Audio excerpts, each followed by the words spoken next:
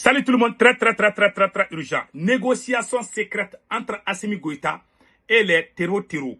Plus de 400 citernes sont rentrées hier.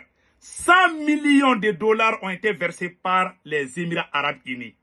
Voici l'information. Et les terreaux ont reçu 20 tonnes d'armement aussi en échange.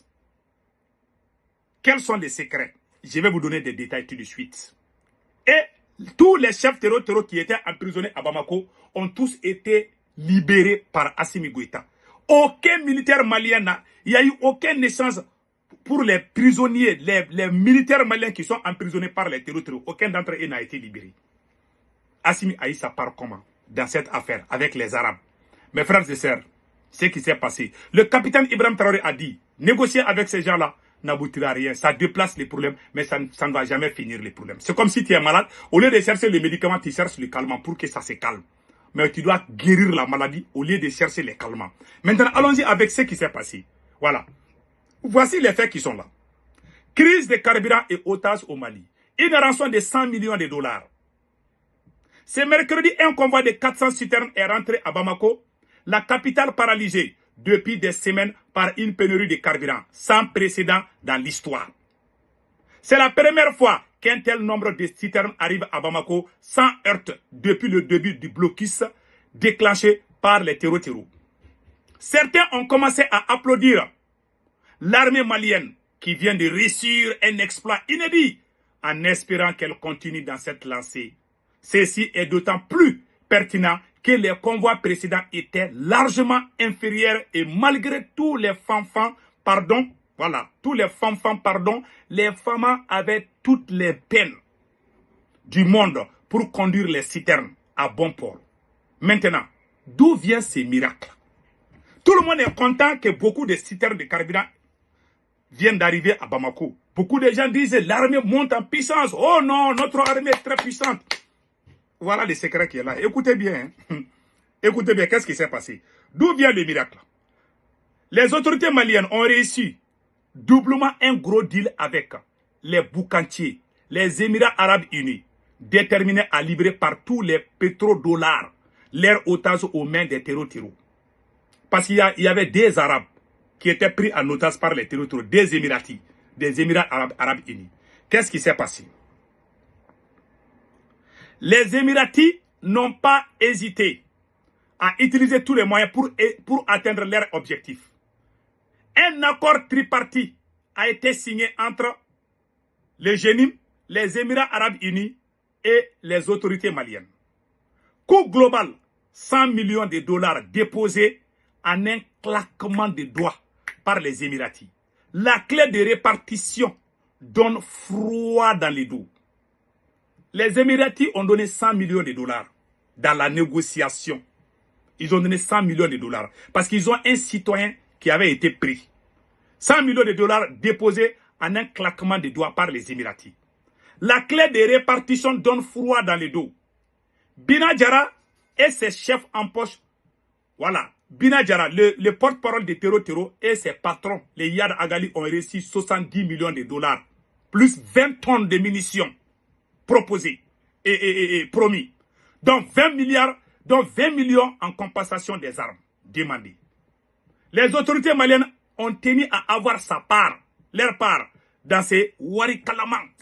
Dans une affaire aussi alléchante, les colonels qui se sont autoprogrammés généraux ont empoché 30 millions de dollars. Assimi Goïta a réussi 30 millions de dollars. Il y a eu les négociations pour libérer les Arabes. Parce que les Arabes là ont été pris. Je pense que j'ai la photo de ces Émiratis là, ceux qui ont été pris en otage par les terreaux. Voilà l'homme même en question.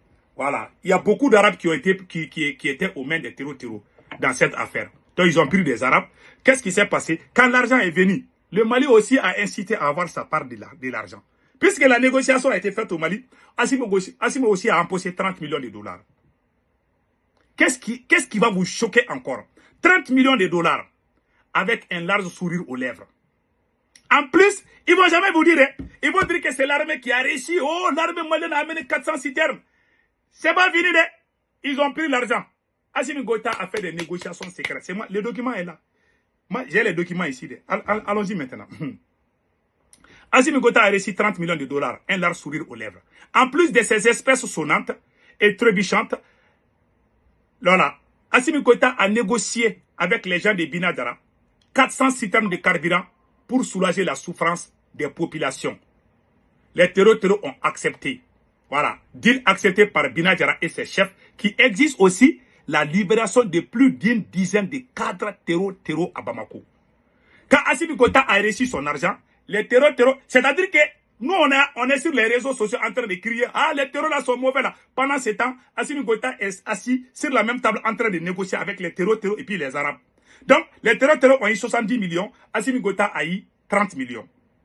30 plus 70, ça fait 100 millions. Donc, les 100 millions qui sont venus là, Assimi Goïta a reçu 30 millions de dollars. Ça fait 17 milliards de francs CFA, je ne sais pas, ou plus ou moins.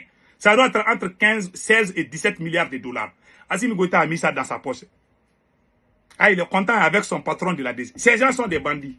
Et puis, ce qui est grave dans cette affaire, ils ont demandé, la seule chose qu'Assimi Goïta a demandé, c'est de laisser 400 citernes rentrer. Une fois seulement.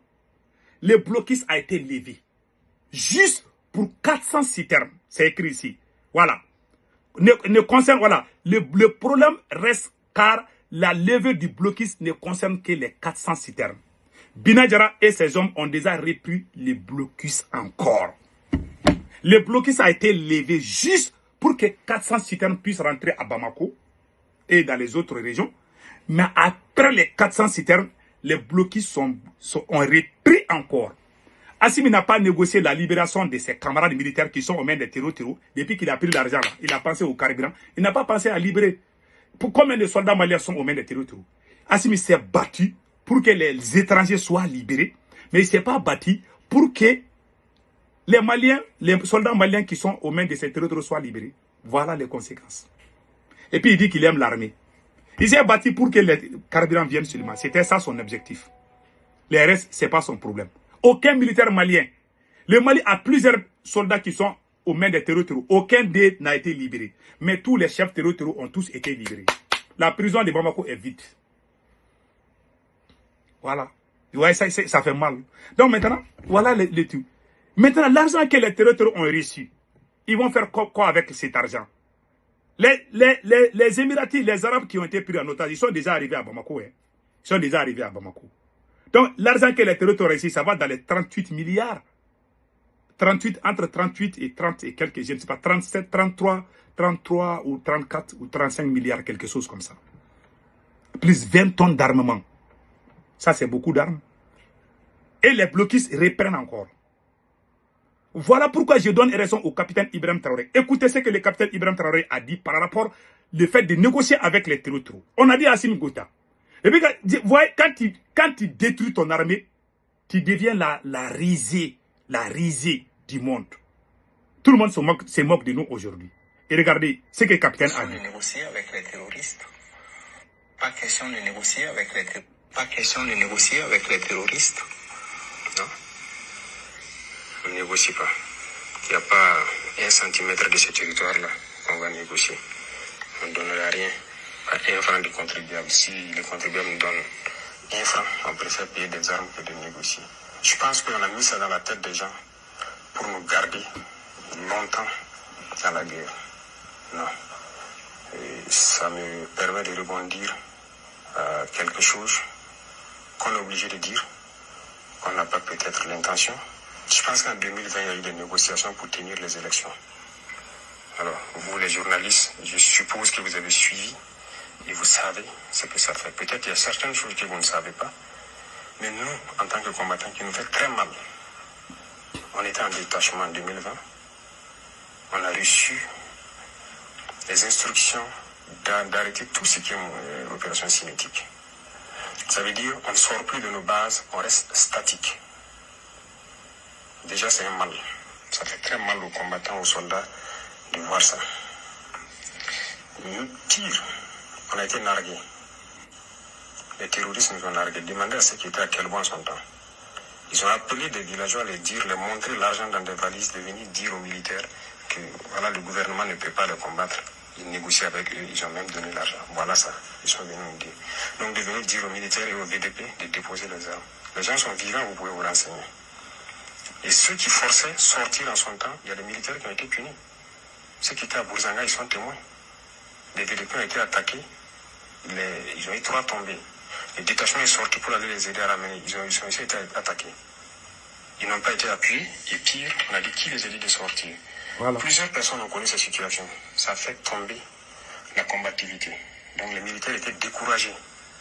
Ils ne savaient plus c'est quoi ce problème. Et ça persistait tellement que les gens partent en détachement pour juste s'asseoir. Voilà le premier problème que ça a amené. Deuxièmement, l'argent qui a été donné aux terroristes, parce que ça, les gens ont vu. Voilà, même ceux qui sont à Djibo, c'est peuvent témoigner. Les véhicules qui venaient de Nikama puis continuer vers Nassombo avec des valises, voilà. Peut-être à l'armée de l'air, vous aurez des preuves. L'argent est sorti. Ils ont pris cet argent, ils se sont équipés. Ils se sont bien installés. C'est à partir de ce moment que nous avons commencé à entendre des voix d'enfants au poste. Parce qu'ils ont payé beaucoup de transmissions, ils ont créé un réseau. Voilà. Et une fois que le réseau a été bien créé, bien stabilisé, ils ont commencé à détruire tous les pylônes. Voilà.